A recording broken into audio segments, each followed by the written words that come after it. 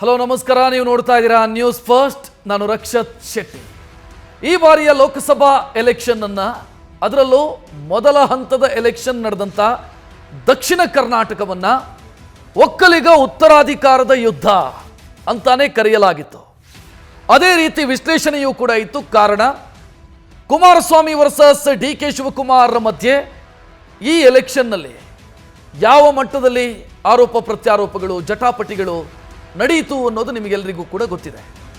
Election ಆಯಿತು, result ಬಂತು. ಒಕ್ಕಲಿಗ ಉತ್ತರಾಧಿಕಾರದ ಯುದ್ಧದಲ್ಲಿ ಯಾರು ಗೆದ್ರು ಅನ್ನೋದಕ್ಕೆ ಕರ್ನಾಟಕದ ಜನರ ಮುಂದೆ ಉತ್ತರವೂ ಕೂಡ ಬಂದಾಗಿದೆ. ಅದಾದ ನಂತರ ಈಗ ಒಕ್ಕಲಿಗ ಕೋಟೆಯಲ್ಲಿ ಮತ್ತೊಂದು ಯುದ್ಧಕ್ಕೆ ಸಿದ್ಧತೆ ನಡೀತಾ ಇದೆ. ಡಿ.ಕೆ. ವರ್ಸಸ್ ಎಚ್.ಡಿ.ಕೆ. ಚನ್ನಪಟ್ಟಣ ಮುಂದಿನ ಯುದ್ಧ ಭೂಮಿ ಅನ್ನೋ ರೀತಿಯಲ್ಲಿ ಗೋಚರಿಸ್ತಾ ಇದೆ. ಲೋಕಸಭಾ ಅಖಾಡದಲ್ಲಿ ಮೀಸೆ ತಿರುವಿದ ದಳಪತಿ ಡಿ.ಕೆ. ಶಿವಕುಮಾರ್ ಅವರ ಸಂಕಷ್ಟಕ್ಕೆ ಕಾರಣ ಆಗಿದೆ. ಹಳೆ ಮೈಸೂರಿನ ಕೋಟೆಯಲ್ಲಿ ಕುಮಾರಸ್ವಾಮಿ ಅವರ ಅಬ್ಬರ ಮತ್ತೊಮ್ಮೆ ಶುರುವಾಗಿದೆ. ಕೇಂದ್ರ ಸಚಿವರಾಗಿ ಇನ್ನಷ್ಟು ಪವರ್ಫುಲ್ ಆಗ್ತಾ ಇದ್ದಾರೆ ಕುಮಾರಸ್ವಾಮಿ. ಮಂಡ್ಯ, ಬೆಂಗಳೂರು ಗ್ರಾಮಾಂತರದ ಬೆನ್ನಿಗೆ ಚನ್ನಪಟ್ಟಣದ ಕುತೂಹಲ ಈಗ ಸೃಷ್ಟಿಯಾಗ್ತಾ ಇದೆ. ಚನ್ನಪಟ್ಟಣದ ಯುದ್ಧ ಭೂಮಿಯಲ್ಲಿ ಯಾರು ಗೆಲ್ತಾರೆ ಅನ್ನುವಂಥ ಪ್ರಶ್ನೆಯೂ ಕೂಡ ಮೂಡ್ತಾ ಇರೋದು. ಈ ಬಾರಿ ಕುಮಾರಸ್ವಾಮಿ ಅವರ ಕೈ ಮೇಲಾಗಿರೋದು, ಡಿ.ಕೆ. ಶಿವಕುಮಾರ್ ಅವರಿಗೆ ಹಿನ್ನಡೆಯಾಗಿರೋದು ಮುಂದಿನ ಯುದ್ಧದ ಬಗ್ಗೆ ಕುತೂಹಲ ಸೃಷ್ಟಿಯಾಗೋದಕ್ಕೆ ಕಾರಣ ಆಗಿರೋದು. ಈ ಬಾರಿ ಲೋಕಸಭಾ ಎಲೆಕ್ಷನ್ನ ಸಂದರ್ಭದಲ್ಲಿ ಒಂದು ವಿಚಾರ ದೊಡ್ಡ ಮಟ್ಟದಲ್ಲಿ ಚರ್ಚೆಯಾಗಿತ್ತು. ಕುಮಾರಸ್ವಾಮಿ ಅವರಿಗೆ ಮಾಡು ಇಲ್ಲವೇ ಮಡಿ ಅನ್ನುವಂಥ ಹೋರಾಟ ಆಗಿತ್ತದು. ಆ ಹೋರಾಟದಲ್ಲಿ ಕುಮಾರಸ್ವಾಮಿ ಗೆದ್ದು ಬೀಗಿರೋದು ಸ್ಪಷ್ಟವಾಗಿ ಕಾಣ್ತಾ ಇದೆ. ಒಕ್ಕಲಿಗ ಸಮುದಾಯದ ಒಲವು ಯಾರ ಕಡೆಗೆ ಅನ್ನುವಂಥ ಪ್ರಶ್ನೆಗೆ ಲೋಕಸಭೆಯ ರಿಸಲ್ಟ್ ಮುಖಾಂತರ ಉತ್ತರ ಸಿಗತ್ತೆ ಅಂತ ಎಲ್ಲರೂ ಕೂಡ ಭಾವಿಸಿದ್ರು. ಆ ಉತ್ತರ ಈಗಾಗಲೇ ಬಂದಿದೆ. ಒಕ್ಕಲಿಗ ಸಮುದಾಯ ಅಥವಾ ದಕ್ಷಿಣ ಕರ್ನಾಟಕದ ಹಿಡಿತ, ದಕ್ಷಿಣ ಕರ್ನಾಟಕದ ಒಕ್ಕಲಿಗ ನಾಯಕತ್ವ ಯಾರದ್ದು ಅನ್ನೋದಕ್ಕೂ ಉತ್ತರ ಸಿಗ್ತಾ ಇದೆ. ಕುಮಾರಸ್ವಾಮಿ ಮೊದಲಿಗಿಂತಲೂ ಹೆಚ್ಚು ಸ್ಟ್ರಾಂಗ್ ಆಗಿದ್ದಾರೆ. ಸ್ಟ್ರಾಂಗ್ ಆಗುವಂತ ಮುನ್ಸೂಚನೆ ಕಾಣ್ತಾ ಇದೆ.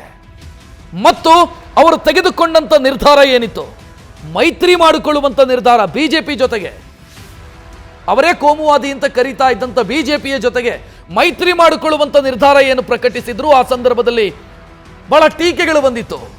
ಕುಮಾರಸ್ವಾಮಿ ತೆಗೆದುಕೊಂಡಂತ ಡಿಸಿಷನ್ ಸರಿ ಇಲ್ಲ, ಅವರು ಇದರಿಂದಾಗಿ ಕಳ್ಕೊಳ್ಳೋದು ಜಾಸ್ತಿ, ಸಮಸ್ಯೆ ಆಗುತ್ತೆ ಅವರಿಗೆ, ಅವರ ಪಕ್ಷದ ಬೇಸ್ ಹೊರಟು ಹೋಗುತ್ತೆ. ಬಟ್ ಎಲ್ಲವೂ ಸುಳ್ಳಾಗಿದೆ. ಕುಮಾರಸ್ವಾಮಿ ಅವರು ತೆಗೆದುಕೊಂಡಂತ ನಿರ್ಧಾರ ಸರಿ ಇತ್ತು ಅನ್ನೋದು ಈಗ ಗೊತ್ತಾಗಿದೆ.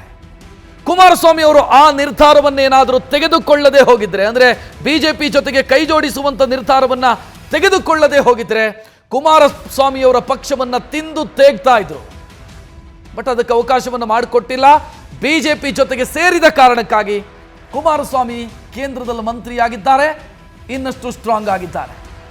ಸಮಸ್ಯೆಯ ಸಂಕಷ್ಟದ ಸಂದರ್ಭದಲ್ಲಿ ಸಿಕ್ಕಿದಂತಹ ಪಾರ್ಟಿಗೆ ಪುನರ್ಜನ್ಮ ಸಿಕ್ಕಂತಾಗಿದೆ. ಸೊ ಇದು ಮುಂದಿನ ಲೆಕ್ಕಾಚಾರಗಳಿಗೆ ಕಾರಣ ಆಗ್ತಾ ಇದೆ. ನಾನು ಆಗ್ಲೇ ಹೇಳ್ತಾ ಇದ್ದೆ, ಯುದ್ಧ ಭೂಮಿ ಶಿಫ್ಟ್ ಆಗ್ತಾ ಇದೆ. ಬೆಂಗಳೂರು ಗ್ರಾಮಾಂತರ ಮತ್ತು ಮಂಡ್ಯದ ಅಖಾಡದ ಬಳಿಕ ಮುಂದಿನ ನಿಲ್ದಾಣ ಯಾವುದು ಅಂತ ಕೇಳಿದ್ರೆ ಅದು ಚನ್ನಪಟ್ಟಣ. ಚನ್ನಪಟ್ಟಣ ವಿಧಾನಸಭಾ ಕ್ಷೇತ್ರ ಈಗ ನೆಕ್ಸ್ಟ್ ಯುದ್ಧಕ್ಕೆ ಸಿದ್ಧತೆಯನ್ನು ಮಾಡಿಕೊಡ್ತಾ ಇದೆ.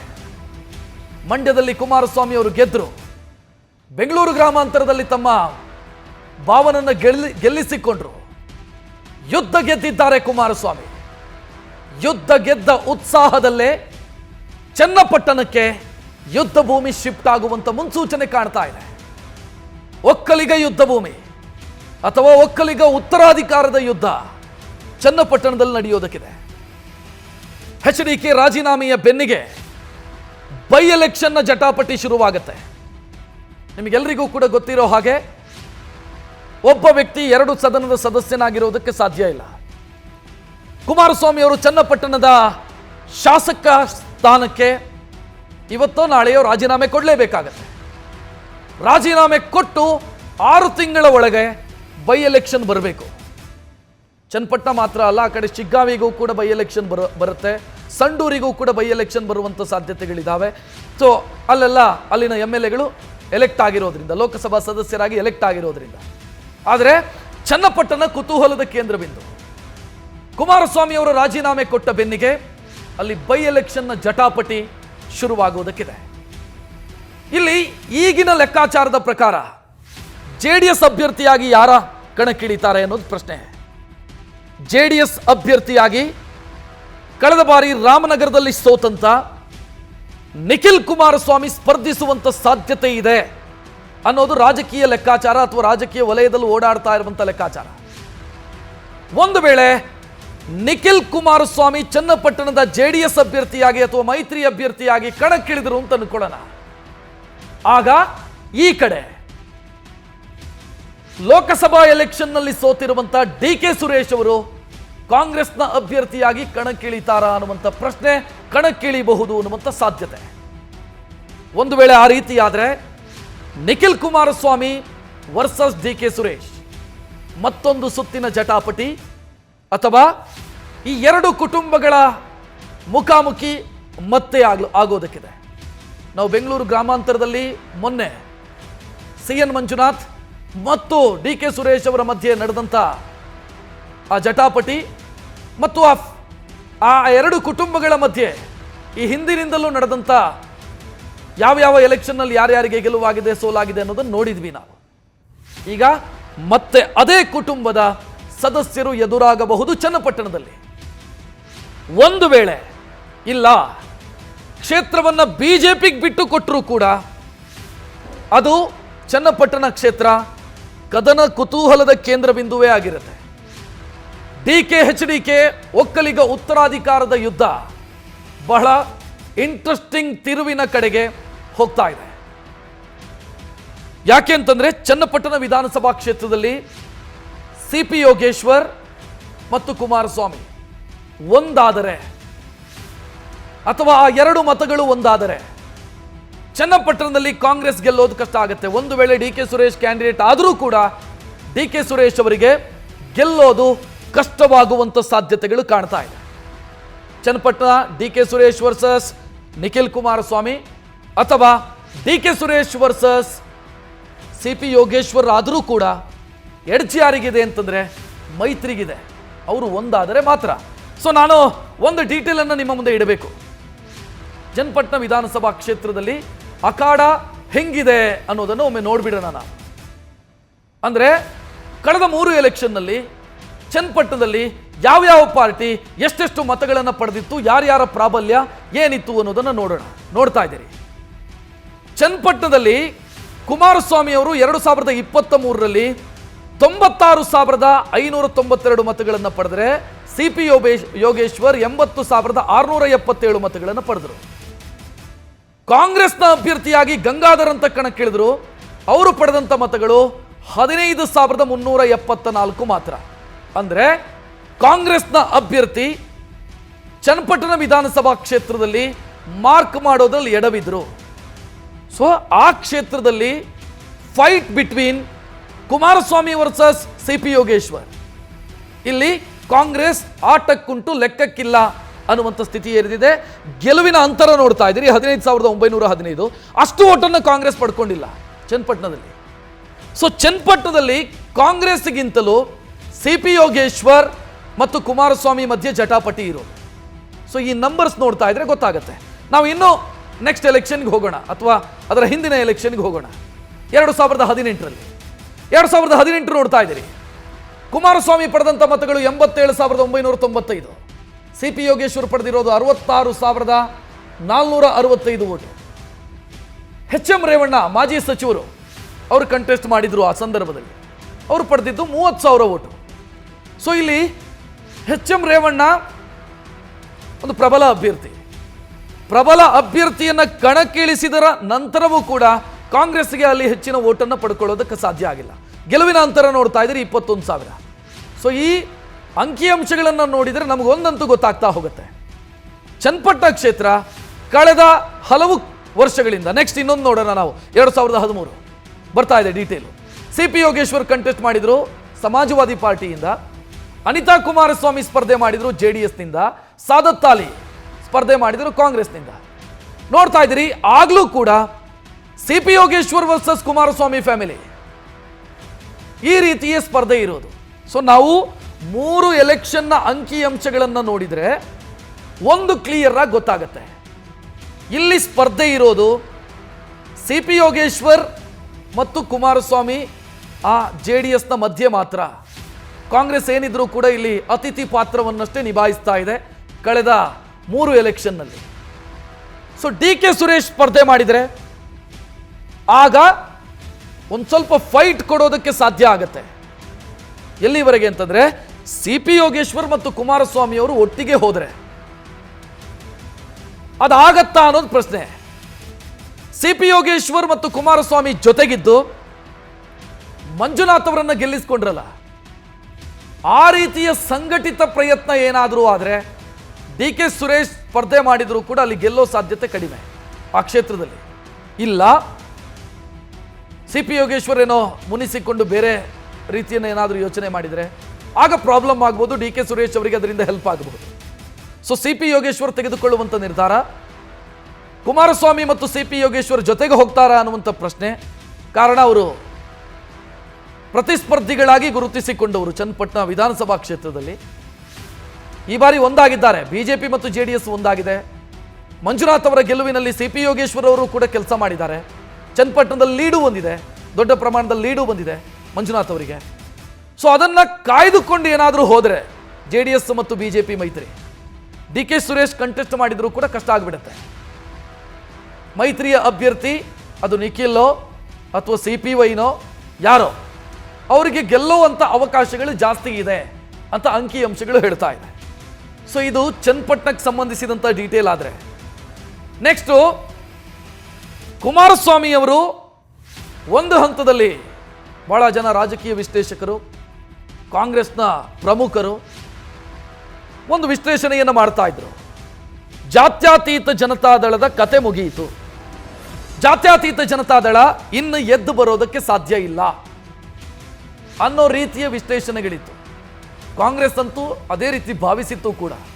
ಮುಗಿಸಿದ್ವಿ JDSನ ಕಥೆಯನ್ನು. JDSನ ಕಾರ್ಯಕರ್ತರು ನಮ್ಮಲ್ಲಿಗೆ ಬರ್ತಾ ಇದ್ದಾರೆ, JDSನ ಲೋಕಲ್ ಲೀಡರ್ಸು ನಮ್ಮ ಜೊತೆಗೆ ಸೇರ್ತಾ ಇದ್ದಾರೆ. ಇನ್ನೇನಿದ್ರೂ ಕೂಡ ದಕ್ಷಿಣ ಕರ್ನಾಟಕದಲ್ಲಿ ಕಾಂಗ್ರೆಸ್ನ ಹವಾ ಅಷ್ಟೇ ಅಂತ ಕಾಂಗ್ರೆಸ್ ನಾಯಕರು ಅಂದ್ಕೊಂಡಿದ್ರು. ಬಟ್ ಕುಮಾರಸ್ವಾಮಿ BJP ಜೊತೆಗಿನ ಮೈತ್ರಿ ಬೆನ್ನಿಗೆ ಪವರ್ಫುಲ್ ಆಗಿದ್ದಾರೆ. HDK ಈಗ ಪವರ್ಫುಲ್ ನಾಯಕರಾಗಿ ಹೊರಹೊಮ್ಮಿದ್ದಾರೆ. ಅಂಕಿಅಂಶ ನೋಡಿದರೂ ಕೂಡ ದಕ್ಷಿಣ ಕರ್ನಾಟಕ ಭಾಗದ ಒಟ್ಟು 14 ಲೋಕಸಭಾ ಕ್ಷೇತ್ರಗಳಿಗೆ ಮೊದಲ ಹಂತದಲ್ಲಿ ಏನು ಎಲೆಕ್ಷನ್ ಆಯಿತು ಅದರಲ್ಲಿ NDA ಕಳ್ಕೊಂಡಿದ್ದು 2 ಕ್ಷೇತ್ರ ಮಾತ್ರ. 12ರಲ್ಲಿ ಗೆಲ್ತು NDA. 2 ಕ್ಷೇತ್ರ ಯಾವುದು ಅಂತಂದರೆ CD ಕಾರಣಕ್ಕಾಗಿ ಹಾಸನ, ಸಿದ್ದು ಕಾರಣಕ್ಕಾಗಿ ಚಾಮರಾಜನಗರ. ಸೊ ಈ 2 ಕ್ಷೇತ್ರ ಮಾತ್ರ ಕಾಂಗ್ರೆಸ್ಗೆ ಗೆಲ್ಲೋದಕ್ಕಾಗಿರೋದು. ಉಳಿದ 12 ಕ್ಷೇತ್ರವನ್ನು ಕಳ್ಕೊಳ್ತು. ಅದಕ್ಕೆ ಕಾರಣ ಯಾವುದು ಅಂತಂದರೆ BJP ಮತ್ತು ಜಾತ್ಯತೀತ ಜನತಾದಳದ ಮೈತ್ರಿ ವರ್ಕೌಟ್ ಆಗಿರೋದು.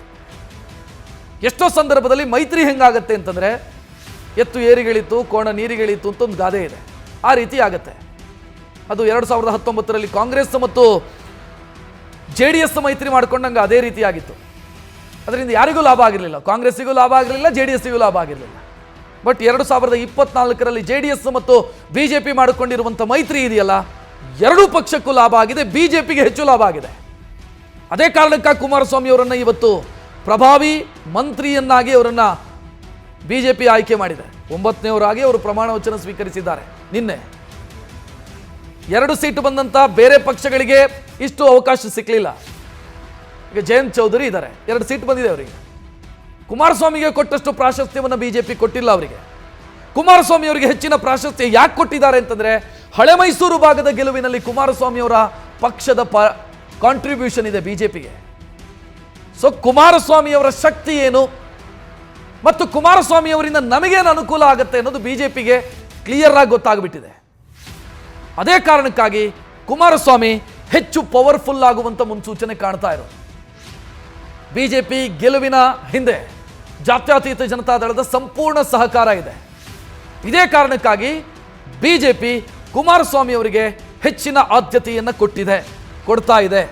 ಅವರು ಬಯಸಿದ ರೀತಿಯಲ್ಲೇ ಕ್ಯಾಬಿನೆಟ್ ದರ್ಜೆಯ ಸ್ಥಾನಮಾನ ಸಿಕ್ಕಿದೆ.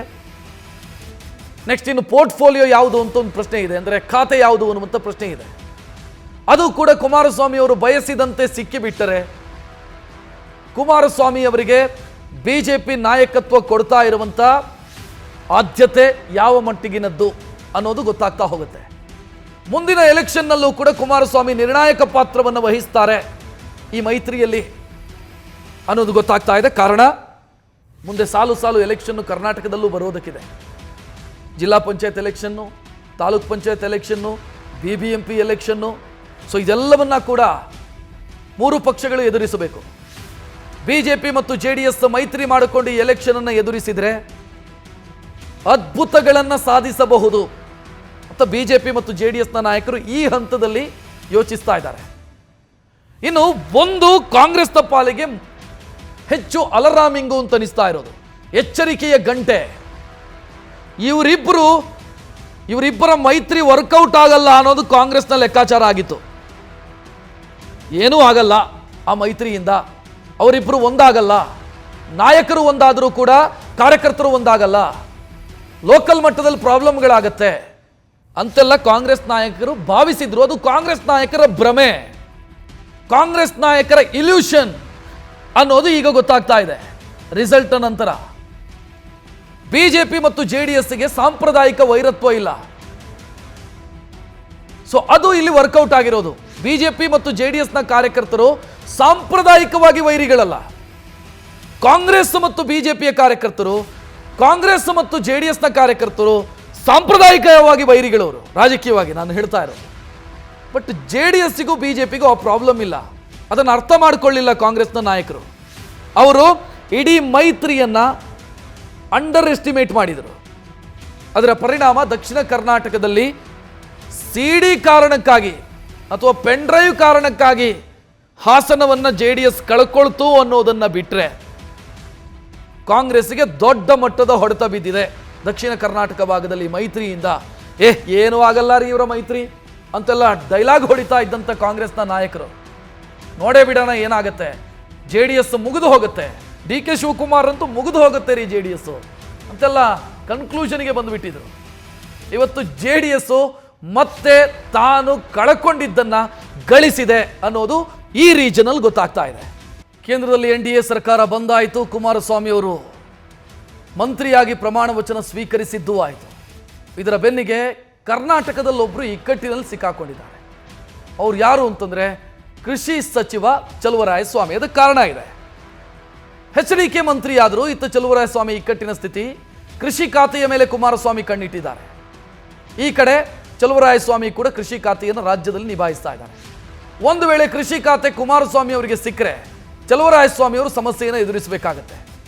ಇಲಾಖೆಯ ಕೆಲಸಕ್ಕೆ HDK ಬಳಿ ಹೋಗಬೇಕಾದಂಥ ಅನಿವಾರ್ಯತೆ, ಹೋಗಲೇಬೇಕು ಅಂತಲ್ಲ, ಆದರೆ ಚೆನ್ನಾಗಿ ಕೆಲಸ ಮಾಡಬೇಕು ಅಂತಾದರೆ ಕುಮಾರಸ್ವಾಮಿ ಅವರ ಬಳಿ ಒಂದಿಷ್ಟು ಪ್ರಪೋಸಲ್ಸನ್ನು ಇಡಬೇಕಾಗತ್ತೆ, ಮನವಿಯನ್ನು ಮಾಡಬೇಕಾಗತ್ತೆ ರಾಜ್ಯದ ಕೃಷಿ ಸಂಬಂಧಿತ ಅನಿವಾರ್ಯತೆಗಳಿಗೋಸ್ಕರ. ಆದರೆ ಕುಮಾರಸ್ವಾಮಿ ಅವರು ಮತ್ತು ಚಲುವರಾಯಸ್ವಾಮಿ ಅವರ ಮಧ್ಯೆ ವೈಯಕ್ತಿಕ ಸಂಬಂಧ, ರಾಜಕೀಯ ಸಂಬಂಧ, ಒಂದು ರಾಜ್ಯದ ಕೃಷಿ ಸಚಿವರು ಮತ್ತು ಕೇಂದ್ರದ ಕೃಷಿ ಸಚಿವರು ಅನ್ನೋದು ಬೇರೆ. ಬಟ್ ವೈಯಕ್ತಿಕ ಸಂಬಂಧವೂ ಕೂಡ ಮುಖ್ಯ ಆಗುತ್ತೆ. ಇಬ್ಬರ ಮಧ್ಯೆ ಹಾವು ಮುಂಗುಸಿ ಅಂತ ಸ್ಥಿತಿ ಇದೆ. ಒಬ್ಬರನ್ನ ಕಂಡ್ರೆ ಒಬ್ಬರಿಗಾಗಲ್ಲ ಅನ್ನುವಂಥ ಪರಿಸ್ಥಿತಿ ಇದೆ.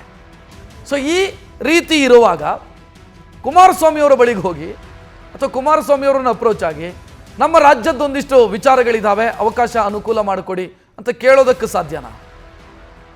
ಸೊ ಇದು ಬಹಳ ಪ್ರಶ್ನೆ.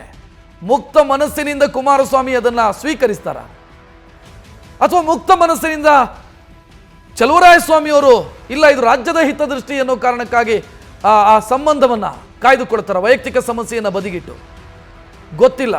ಇದೇ ಈಗ ಸಮಸ್ಯೆಗೆ ಕಾರಣ ಆಗಿರೋದು. ಇಲ್ಲಿ ಇಕ್ಕಟ್ಟು ಕಾಣಿಸ್ತಾ ಇದೆ ಚಲುವರಾಯಸ್ವಾಮಿ ಅವರ ಪಾಲಿಗೆ. ನೆಕ್ಸ್ಟ್ ಇನ್ನೊಂದು ಡೀಟೇಲ್ ನಾನು ಆಗಲೇ ಹೇಳ್ತಾ ಇದ್ದೆ.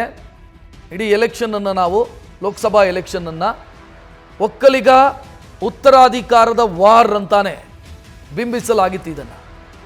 ಸೊ ಈಗ ಉತ್ತರಾಧಿಕಾರಿ ಯಾರು ಹಂಗಿದ್ರೆ ಒಕ್ಕಲಿಗ ಸಾಮ್ರಾಜ್ಯಕ್ಕೆ ಅನ್ನೋದಕ್ಕೆ ಉತ್ತರ ಆಲ್ಮೋಸ್ಟ್ ಸಿಕ್ಕಿದೆ. ಒಕ್ಕಲಿಗ ಕೋಟೆಯಲ್ಲಿ ಕುಮಾರಸ್ವಾಮಿ ಅವರ ದರ್ಬಾರ್ ಮತ್ತೆ ಶುರುವಾಗಿದೆ. ಲೋಕಯುದ್ಧದಲ್ಲಿ ಗೆದ್ದು ಬೀಗಿ DK ಶಿವಕುಮಾರನ್ನ ಮೀರಿಸಿದ್ದಾರೆ ಕುಮಾರಸ್ವಾಮಿ. ವಿಧಾನಸಭಾ ಎಲೆಕ್ಷನ್ನಲ್ಲಿ ಡಿ ಕೆ ಶಿವಕುಮಾರ್ ಅವರಿಗೆ ಲಾಭ ಆಗಿತ್ತು. ಆದರೆ ಲೋಕಸಭೆಯಲ್ಲಿ ಕುಮಾರಸ್ವಾಮಿ ಬಿಜೆಪಿಯ ಶಕ್ತಿಯನ್ನು ಬಳಸಿಕೊಂಡು ಡಿ ಕೆ ಶಿವಕುಮಾರ್ ಅವರನ್ನು ಸೋಲಿಸೋದ್ರಲ್ಲಿ ಯಶಸ್ವಿಯಾಗಿದ್ದಾರೆ. ಒಂದು ಮಂಡ್ಯದ ಸೋಲು ಡಿ ಕೆ ಶಿವಕುಮಾರ್ ಅವರ ಪ್ರತಿಷ್ಠೆಗೆ ಬಿದ್ದಿರುವಂಥ ಪೆಟ್ಟು. ಎರಡನೆಯದ್ದು ಬೆಂಗಳೂರು ಗ್ರಾಮಾಂತರದ ಸೋಲು ಡಿ ಕೆ ಶಿವಕುಮಾರ್ ಅವರ ಪ್ರತಿಷ್ಠೆಗೆ ದೊಡ್ಡ ಮಟ್ಟದಲ್ಲಿ ಬಿದ್ದಿರುವಂಥ ಪೆಟ್ಟು. ಜಿಲ್ಲಾ ಪಂಚಾಯತ್ ತಾಲೂಕ್ ಪಂಚಾಯತ್ ಎಲೆಕ್ಷನ್ನಲ್ಲೂ ಕೂಡ ಇದೇ ಮ್ಯಾಜಿಕ್ನ ನಿರೀಕ್ಷೆಯಲ್ಲಿ ಈಗ JDS ಇದೆ. 2023 5% ವೋಟನ್ನು ಕಳ್ಕೊಂಡಿತ್ತು ಜಾತ್ಯತೀತ ಜನತಾದಳ. JDSನ ಮತಗಳು ಕಾಂಗ್ರೆಸ್ನ ಪಾಲಾಗಿದ್ವು. ಅದರಿಂದಾಗಿ ಡಿ ಕೆ ಶಿವಕುಮಾರ್ ಅವರಿಗೆ ಲಾಭ ಆಗಿತ್ತು ಈ ರೀಜನಲ್ಲಿ. ಅಂದರೆ ಡಿ ಕೆ ಶಿವಕುಮಾರ್ ಪ್ರಚಾರ ಹೆಂಗೆ ಮಾಡಿದ್ರು ಅಂತಂದರೆ ಅವರಿಗೆ ಅವಕಾಶ ಕೊಟ್ಟಿದ್ದೀರಿ ನೀವು, ಸೊ ನನಗೂ ಅವಕಾಶ ಕೊಡಿ ಅಂತ ಕೇಳಿಕೊಂಡಿದ್ರು, ಜನ ಸ್ಪಂದಿಸಿದರು. ಈಗ ಮತ್ತೆ ಕಳೆದುಕೊಂಡಂಥ ಸಾಮ್ರಾಜ್ಯ ಮತ್ತೆ ಕುಮಾರಸ್ವಾಮಿ ಅವರ ಪಾಲಾಗಿದೆ. ಪ್ಯಾರಡೈಸ್ ರೀಗೈನ್ಡ್ ಅನ್ನುವಂಥ ಸ್ಥಿತಿ ಕುಮಾರಸ್ವಾಮಿ ಅವರದು. ಅಂದರೆ ಕಳ್ಕೊಂಡಂಥ ಸಾಮ್ರಾಜ್ಯವನ್ನು ಮರಳಿ ಪಡೆದಿದ್ದೀನಿ ಅನ್ನುವಂಥ ಸಂಭ್ರಮ ಕುಮಾರಸ್ವಾಮಿ ಅವರದು. ನೋಡೋಣ ಮುಂದಕ್ಕೆ ಇದು ಯಾವುದೆಲ್ಲ ತಿರುವುಗಳನ್ನು ಪಡ್ಕೊಳ್ಳುತ್ತೆ ಅಂತ. ಇದು ಇವರೆಗಿನ ಪ್ರಮುಖ ಸುದ್ದಿ. ಕ್ಷಣ ಕ್ಷಣದ ಮಾಹಿತಿಗಾಗಿ ನೋಡ್ತಾ ಇರಿ ನ್ಯೂಸ್ ಫಸ್ಟ್, ನಿರ್ಭೀತಿಯಿಂದ ನಿಮ್ಮ ಪರವಾಗಿ. ನ್ಯೂಸ್ ಫಸ್ಟ್, ನಿರ್ಭೀತಿಯಿಂದ ನಿಮ್ಮ ಪರವಾಗಿ.